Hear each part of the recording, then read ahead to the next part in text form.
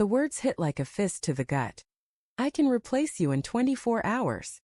Sarah's voice, sharp and venomous, lingered in the air of our cramped apartment, the echo bouncing off the peeling wallpaper. Her eyes, usually warm like honey, glinted with a cold defiance I'd never seen before. I stood frozen, my pulse hammering in my ears, the takeout containers on the coffee table forgotten. It was just a stupid argument about dishes of all things until she hurled that grenade. My jaw tightened.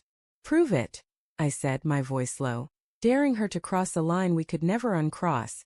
The silence that followed was suffocating, thick with the weight of 6 years together. I wanted her to laugh it off, to say she didn't mean it, but she just stared, her lips curling into a smirk that didn't reach her eyes. Then she grabbed her phone, stormed into the bedroom and slammed the door. The sound rattled the cheap frame, a crack splitting the quiet like a warning shot. I sank onto the couch, my hands trembling, the faint smell of soy sauce and regret clinging to the air. What had I just unleashed? The next morning Sarah was gone before I woke. Her side of the bed was cold, the sheets barely wrinkled as if she'd hardly slept. A note on the fridge read, "Out. Don't wait up." My stomach churned. I told myself it was nothing. She was just cooling off at her sister's, maybe grabbing coffee with a friend. But her words from last night gnawed at me, relentless like termites in the walls of my mind.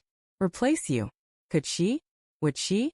I shook it off, splashing cold water on my face, the mirror reflecting my bloodshot eyes and unshaven jaw. I was overreacting. She loved me, didn't she? Work was a blur. The hum of the office printer, the clack of keyboards, the bitter tang of burnt coffee. All of it faded into a dull roar as my phone stayed silent. No texts, no calls. By noon I couldn't stand it. I opened her Instagram, something I rarely did. Her story was a photo of a cocktail, neon pink, captioned, "New vibes, new nights." The bar's logo was unmistakable, Velvet Room, a sleek downtown spot we'd never been to together. My chest tightened. Was she alone? I scrolled through her followers, stopping at a name I didn't recognize at Jake Vanderscroom. A quick tap revealed a guy with a chiseled jaw, all smiles and tailored suits. His latest post, a mirror selfie at the same damn bar. My thumb hovered over the screen, my heart thudding. Coincidence, I told myself. Just a coincidence. That night I waited. The apartment felt too big, the ticking of the kitchen clock too loud. At 11 p.m. my phone buzzed. A text from Sarah.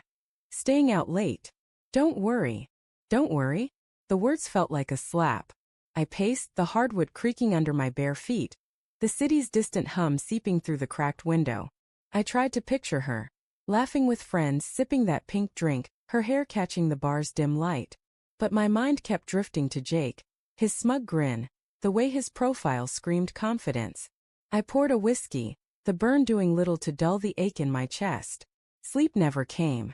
By morning doubt had festered into dread. I called her but it went straight to voicemail. Her voice, bright and recorded, mocked me. "Hey, it's Sarah. Leave a message." I didn't. Instead, I drove to her office, a glass building that loomed like a monolith. The receptionist said she'd called in sick. Sick? My grip tightened on the steering wheel as I headed to her sister's place. The doorbell's chime echoed unanswered. Panic clawed at me now, sharp and relentless. Where was she? I shouldn't have done it, but I did. I logged into her email from my laptop, the password one she'd used for years, our anniversary date. The inbox loaded and there it was. A confirmation for a dinner reservation at La Bellevue, a restaurant we could never afford. 2 guests, 8 p.m. tonight. My breath caught. I scrolled further, finding a thread with Jake V. Short, flirty messages, a winking emoji, a mention of tonight being special. My vision blurred, the screen swimming. This wasn't happening. Not Sarah. Not us. The rest of the day was a haze of denial and rage. I told myself it could be innocent, a work thing, a misunderstanding. But the pieces fit too neatly, each one a shard in my heart.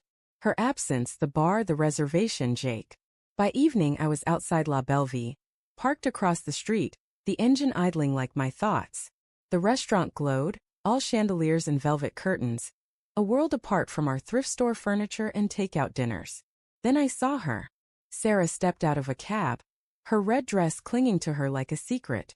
She laughed, her head tilting back, and there he was, Jake, in a suit that screamed money, his hand grazing her lower back. My stomach lurched. I wanted to scream, to storm over, to demand answers. But I just sat there, frozen, watching them disappear inside. Her smile brighter than it had been with me in months. The drive home was a blur of streetlights and self-loathing. I replayed every moment of our fight. Her words, my challenge. Prove it. God, what had I done? Had I pushed her to this? Or had she been slipping away all along, and I was too blind to see it? The apartment was a tomb, her scent, lavender and vanilla, still lingering on the couch. I sank to the floor, my hands in my hair, guilt and anger warring inside me.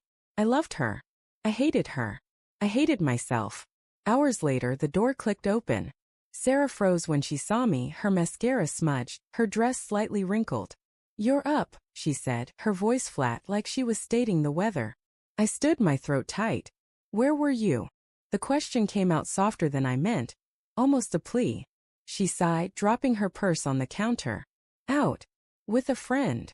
Her eyes wouldn't meet mine. "Jake." The name tasted like ash. Her flinch was answer enough. "It's not what you think," she said, but her voice cracked, betraying her. "We just talked. Had dinner. That's all. Then why lie?" My voice rose, trembling. "Why the secrets, Sarah? Why him?" She looked away, her fingers twisting together. "Because you stopped seeing me," she whispered. "You stopped caring. I just wanted to feel wanted." Her words cut deeper than her betrayal. I saw it then. The late nights I'd spent working, the canceled plans, the way I'd brushed off her attempts to talk. Had I driven her to this? But no, she'd chosen this. She'd chosen him. "Get out," I said, my voice barely above a whisper. Her eyes widened, tears spilling over, but I couldn't look at her anymore. "You proved it, Sarah. You replaced me." She left without a word, the door closing softly like a final breath. I stood there, alone, the silence louder than her screams had ever been. In my pocket, my phone buzzed. A notification from her bank app, still logged in on my laptop. A charge for a hotel room booked for tonight. For two. I sank to the couch, the whiskey bottle still open, and laughed, a hollow broken sound. She'd won her bet. In less than 24 hours she'd shattered everything. And the worst part? I still loved her.